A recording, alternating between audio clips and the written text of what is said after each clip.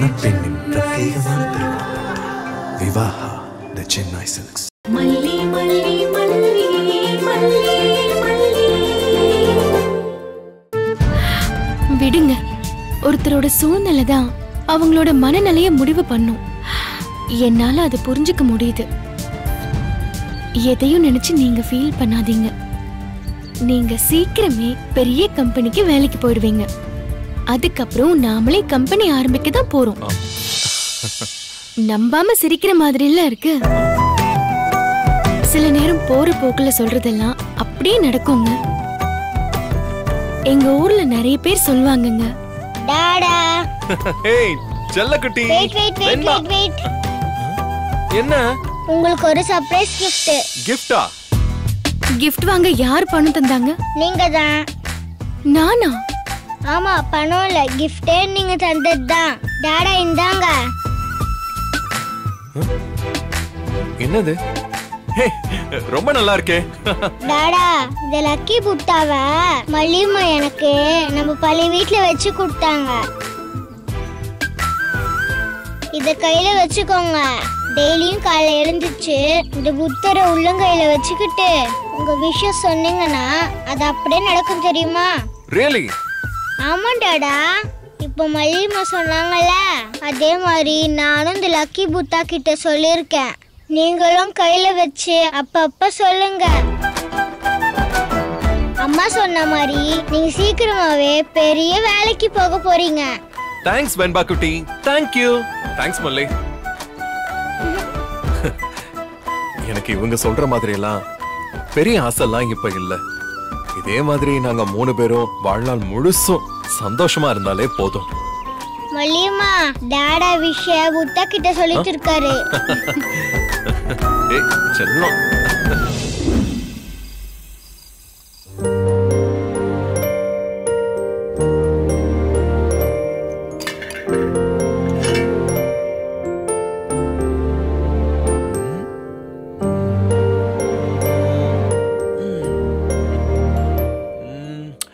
அப்புறம் மல்லி, என்ன பாத்திரம் கழுவுறியா?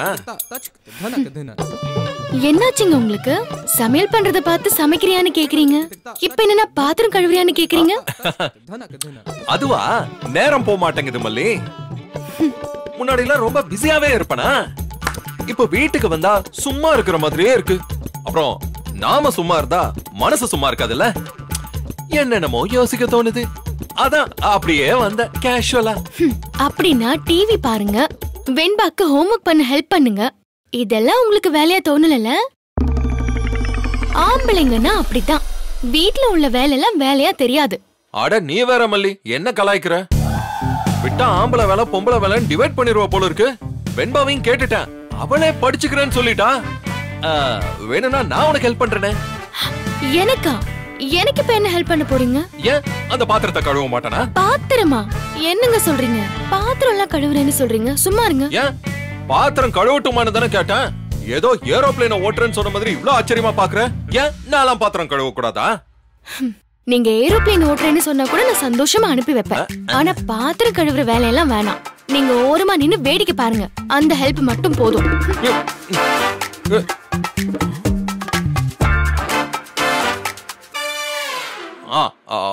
மல்லி, உனக்கு ரொம்ப ரொம்ப பிடிச்சதுன்னா எதை சொல்லுவ? என்ன அப்படி பாக்குற? நான் ஒன்னும் கஷ்டமான கேள்வி எல்லாம் கேட்கலையே.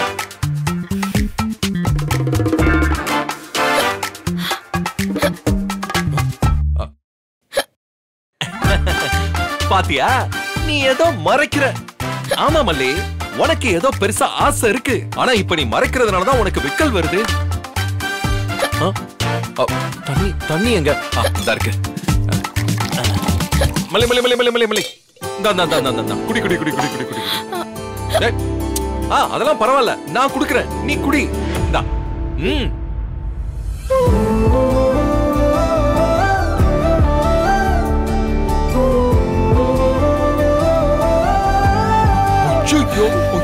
மல்லி, சாரி சாரி சாரி சாரி மல்லி. அப்படியே நான் தொடச்சு விடுறேன். அப்படியே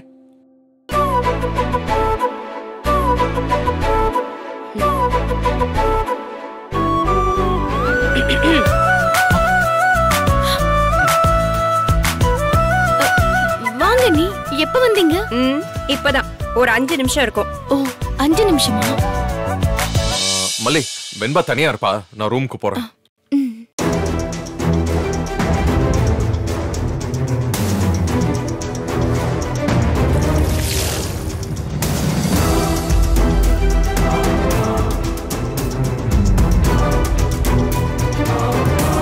எப்படி இருக்க மல்லி? உன் மேல எனக்கு செம்ம கோபம். ஒரு போன் கூட பண்ண மாட்டேன். விடுங்க, நீ கோவப்படாதீங்க. அண்ணன் எப்படி இருக்காரு? பசங்களாம் எப்படி இருக்காங்க? போன் பேச கூட நேரமே இல்ல. எனக்கு வீட்ல வேலை பார்க்கவே நேரம் சரியா இருக்கு அண்ணி.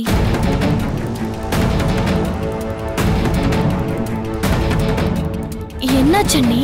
என்ன ஆச்சா? நீ நல்லாவா இருக்க? உன் மனசை தொட்டு சொல்லு.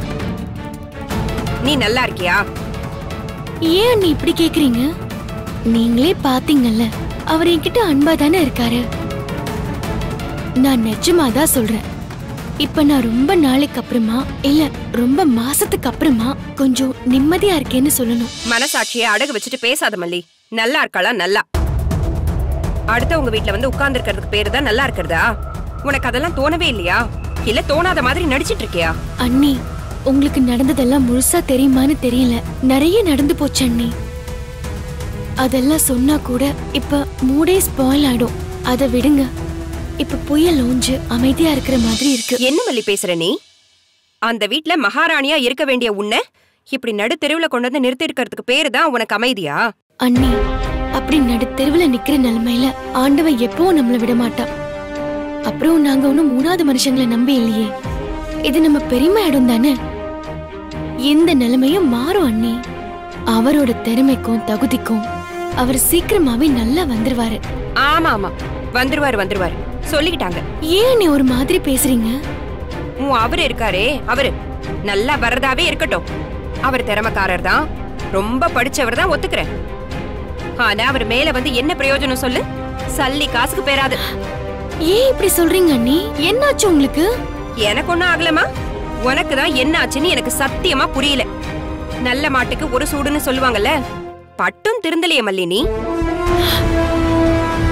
மல்லி நம்மளை விட படிச்சவ. அவ புத்திசாலித்தனமா எதையும் செய்வா. அவ முடிவு சரியாதான் இருக்கும்னு உங்க அண்ணன் அடிக்கடி சொல்லிக்கிட்டே இருப்பாரு. ஆனா நீ நடந்துக்கிறத பார்த்தா அப்படி ஒண்ணும் தெரியலையே. சரியான மக்கு மாதிரியில நடந்துக்கிற. இங்க பாரு, நான் சொல்றேன்னு தப்பா நினைக்காத. அவர் பலவீனத்தை மறைக்கணுங்கிறதுக்காக அன்புங்கிற பேர்ல உன்னை ஏமாத்தாம பாத்துக்க. அண்ணி ப்ளீஸ், நீங்க எதை மனசுல வச்சுட்டு இப்படி எல்லாம் பேசுறீங்கன்னு எனக்கு தெரியல. அதான் மல்லி உன் பிரச்சனையே. உன்னால மனுஷங்களை புரிஞ்சுக்க தெரியல. எல்லாரும் உன்ன மாதிரி வெள்ளந்தியா இருப்பாங்கன்னு முட்டாள்தனமா இருக்காதன்னு சொல்றேன். யாரோ எப்படியோ இருந்துட்டு போகட்டும், ஆனா நாம இப்படி நல்லது நினைச்சிட்டு இருந்துருவோம்டான்னு என் அண்ணன் அடிக்கடி சொல்வாரு. அப்படிதான் அண்ணி நான் இன்னைக்கு வரைக்கும் வாழ்ந்துட்டு இருக்கேன். சரிதான் மல்லி, இல்லன்னு சொல்லல. உங்க அண்ணன் உன்னை நல்லபடியா தான் சொல்லி வளர்த்திருக்காரு. ஆனா உலகம் அந்த அளவுக்கு நல்ல உலகமா இல்லையே. சுத்தி சூதுவாதல்ல நிறைஞ்சு கிடக்கு. கூட இருந்துகிட்டே நம்மள பயன்படுத்திக்கிட்டு தூக்கி வீசிடுறாங்களே. நமக்கு சம்பந்தமே இல்லாத யாரோ ஒருத்தர் அப்படி செஞ்சிருந்தா பரவாயில்ல, போகட்டும்னு விட்டுட்டு போயிருக்கலாம். நம்ம கூடவே இருந்துகிட்டு நம்மள பேசி பேசி கோமாளியாக்க பாக்குறவங்கள நம்பி மோசம் போறது புத்திசாலித்தனம்னு நினைக்கிறியா? நீங்க யார சொல்றீங்க? அவரையா? ஆமாண்டி, ஆமா.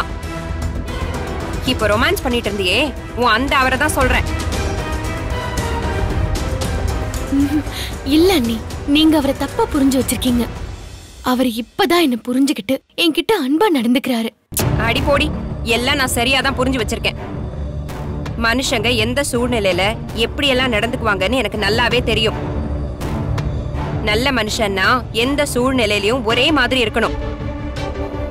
நல்லா இருக்கும்போது அக்கா அக்கான்னு ராஜேஸ்வரிய தூக்கி வச்சுக்கிட்டு கொண்டாடினாரு.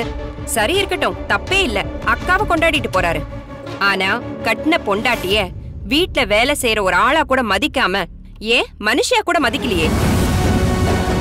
அதெல்லாம் இப்ப கொஞ்ச நேரத்துக்கு முன்னாடி உனக்கு ஒத்தி ஒத்தி எடுத்தாரே, அது அவருக்கு மறந்துருச்சா இல்ல உனக்கு தான் மறந்துருச்சா? அண்ணி, இப்ப எதுக்கு பழசெல்லாம் பேசுறீங்க? அதெல்லாம் முடிஞ்சு போன கதை.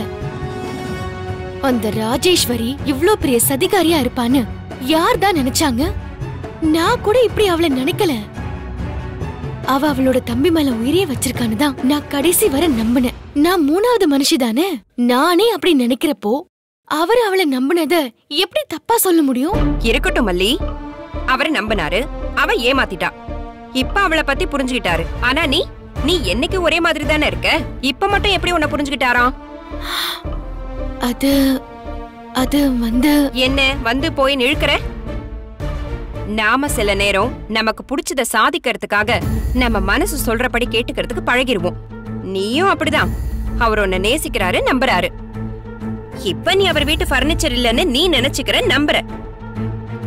நல்லா யோசனை பண்ணி பாரு. அவருக்கு இப்ப ஒன்ன விட்டா உட்கார்றதுக்கு கூட வேற எந்த வழியும் இல்ல. நடு தெருவுல தான் அவரும் அவர் பொண்ணும் நின்னு இருக்கணும்.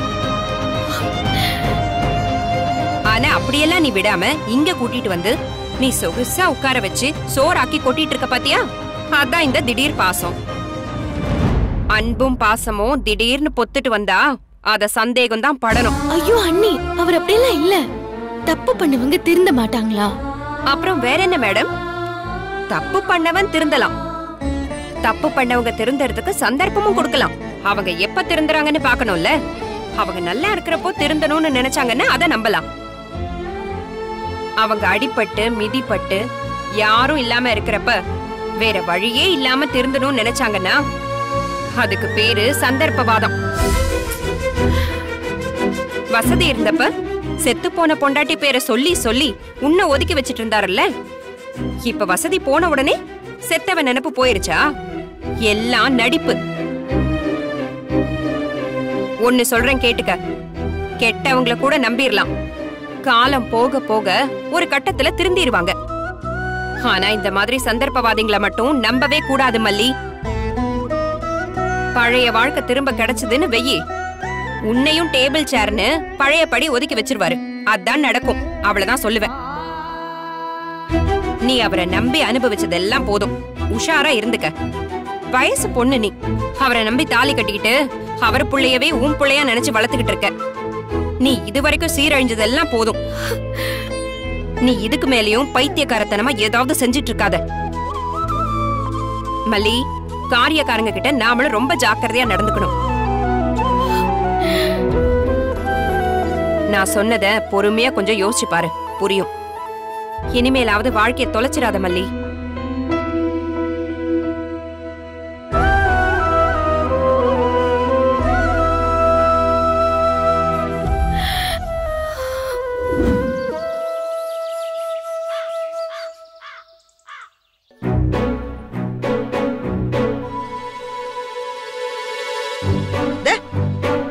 முதல்ல அந்த யூனிஃபார்ம் தூக்கி வெளியில போடு, வெளியில போடு.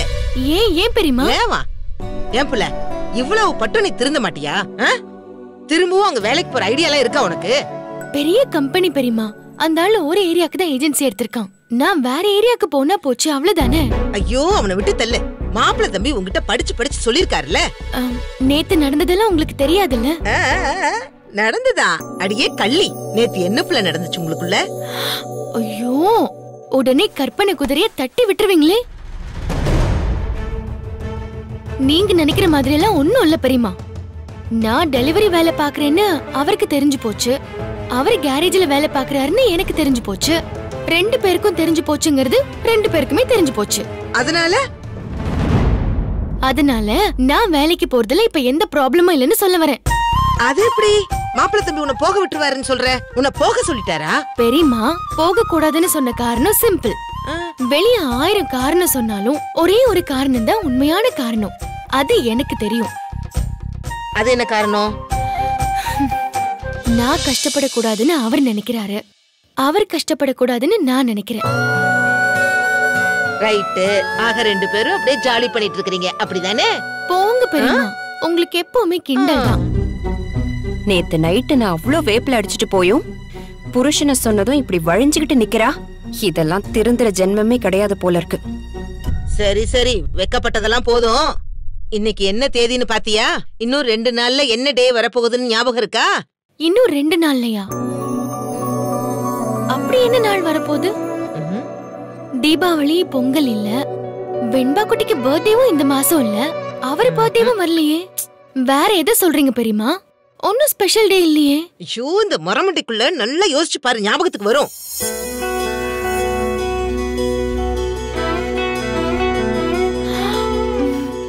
அதெல்லாம் ஒரு ஸ்பெஷல் டேயும் இல்ல. ஐயோ சரியான இவ. உனக்கும் மாப்பிள்ளை தம்பிக்கும் கல்யாண நாள் வருது. ஆமால. என்ன ஓமால? இப்படியா புள்ள நீ இருப்ப? முதலா வர கல்யாண நாள் அது எந்த பொம்பளை பிள்ளையாச்சும் மறப்பாளா? ஒரு வருஷம் இல்ல, எல்லாமே எவ்வளவு ஃபாஸ்டா போகுது பாத்தீங்களா பெரியமா? இப்படிங்கிறதுக்குள்ள ஒரு வருஷம் ஓடியே போச்சு. வலி வேதனை இதெல்லாம் நான் அனுபவிச்சு முடிக்கிறதுக்குள்ள ஒரு வருஷங்கிறது 24 மணி நேரம்ங்கிற மாதிரி ஓடிருச்சு. சரி சரி அதெல்லாம் விடு. உங்களை பிடிச்ச சனியனை எப்படி கழட்டி விடலான்னு நான் பிளான் போட்டுட்டு இருந்தேன். கடைசியில அவளாவே உங்களை கழட்டி விட்டுட்டா. அதுவும் ஒரு வகைக்கு நல்லதுதான் புள்ள.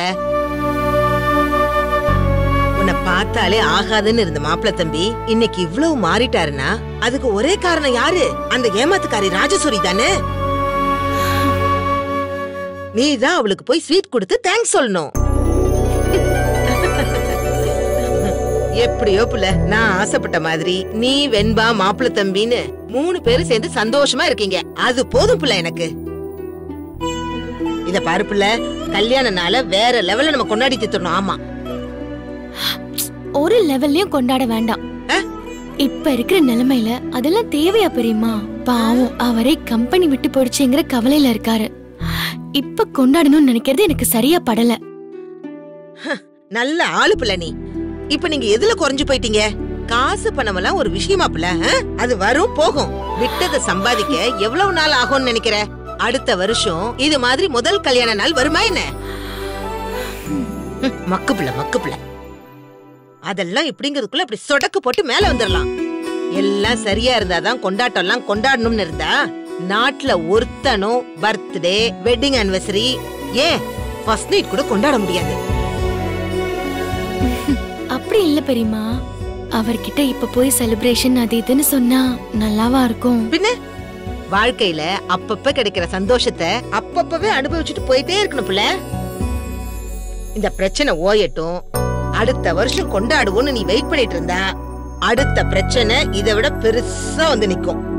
வாழ்க்கை பூரா அப்புறம் பிரச்சனையை கொண்டாடிட்டு இருக்கிற மாதிரி ஆயிடும் புள்ள. அதனாலதான் நான் சொல்றேன், கல்யாண நாள நம்ம சின்னதா கொண்டாடிடுவோம். நான் தீர்மானிச்சிட்டேன் புள்ள. நான் அதெல்லாம் மாத்திக்க போறதாவே இல்ல. நீ என்ன பண்றன்னா அதை எப்படி கொண்டாடலான்னு மட்டும் யோசி. சரிதான், இப்பதானே விளங்குது.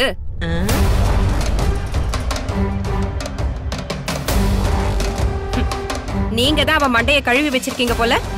இங்க பாருங்க அத்தை, ஆரம்பத்துல என்னவோ நல்ல எண்ணத்துல தான் இவள அந்த வீட்டுல கொண்டு போய் விட்டீங்க. ஆனா கடைசியில 2வது கல்யாணம் அது இதுன்னு இவ வாழ்க்கைய மொத்தமா சேர்த்து வச்சு குழியில தள்ளிட்டீங்க. அது போதாதா? ஏ நாகு, இவ்ளோ கஷ்டப்பட்டதுக்கு பின்னாடி கூட நீங்க அதை உணராம திரும்ப திரும்ப இவள அந்த பாதாள குழியில தள்ளி மூடிரலான்னு முடிவே பண்ணிட்டீங்களா? ஏய் நாகு, என்னடி உளறிட்டு இருக்க? நடந்தது தெரியாம இப்படி கண்டது எல்லாம் பேசிட்டு இருக்காத. ஆமா, நீ எப்ப வந்த? அந்த ஆண்டவன் தான் நான் செஞ்ச பாவத்துக்கு எங்களை போட்டு படுத்தி எடுக்கிறானே. இப்ப என் புருஷனை ஹாஸ்பிட்டல்ல உட்கார வச்சுட்டு வந்திருக்கேன், வழக்கமான செக்கப்புக்கு தான். ஏய், என்ன பிள்ளை சொல்லவே இல்ல? நான் வந்து பாபுவை பாத்திருப்பேன்ல. இப்ப பாபு நல்லா இருக்கானா? இருக்காரு. அவரை பார்க்க தான் நான் இருக்கேனே. நீங்க அவரை பாக்குறது இருக்கட்டும், இவ வாழ்க்கைய கொஞ்சம் கவனிங்க. அண்ணி, அண்ணனுக்கு டிஃபன் எடுத்து வச்சிருக்கேன், நீங்க சாப்பிட்டு எடுத்துட்டு போங்க. நான் அப்புறமா வந்து பாக்குறேன். பேச்ச மாத்தாத மல்லி. அத்தை, இவ தான் சின்ன புள்ள, புரியாம இருக்கானா? நீங்களும் இவ கூட சேர்ந்துக்கிட்டு ஆட்டம் போட்டுட்டு இருக்கீங்க. என்ன? அவ வாழ்க்கைய நாசமாக்கிறாதீங்க, அவளாச்சும் நல்லா இருக்கட்டும். ஏய், என்ன புள்ள சொல்லிட்டு இருக்க நீ? மல்லி வாழ்க்கைக்கு என்ன? ஆண்டவன் புண்ணியத்துல இப்பதான் அவளும் புருஷனும் கொஞ்சம் கொஞ்சமா நெருங்குறாங்க. நீ எதுவும் புரியாம பேசிட்டு நிக்காத. எது நான் புரியாம பேசுறேனா? வீட்ல கிடக்குற பர்னிச்சர் மாதிரி தான்னு மல்லி அன்னைக்கு சொன்னாரு உங்க மாப்பிள்ளை தம்பி. இப்ப எப்படியா திடீர்னு ஒரு அலாவுதீன் வந்து அற்புத விளக்கை ஏத்தி வச்சு இவதான் உன் பொண்டாட்டின்னு சொல்லிச்சாமா? 2 பேரும் நெருங்குறாங்கன்னு சொல்றீங்களே, அதெல்லாம் எனக்கு நம்புற மாதிரியே இல்ல. எல்லாத்தையும் காலி பண்ணிட்டு தானே இங்க வந்து உட்கார்ந்திருக்காங்க. திரும்ப வேதாளம் எப்ப வேணா முருங்கை மரம் ஏறும். இப்படி ஒரு குழப்பத்துல கல்யாண நாள் கொண்டாடுறது ரொம்ப முக்கியமாக்கும்.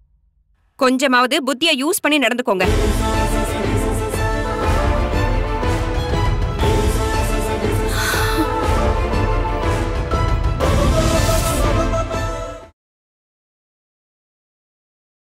இந்த வீடியோ உங்களுக்கு பிடிச்சிருந்தா லைக் பண்ணுங்க, ஷேர் பண்ணுங்க, காமெண்ட் பண்ணுங்க.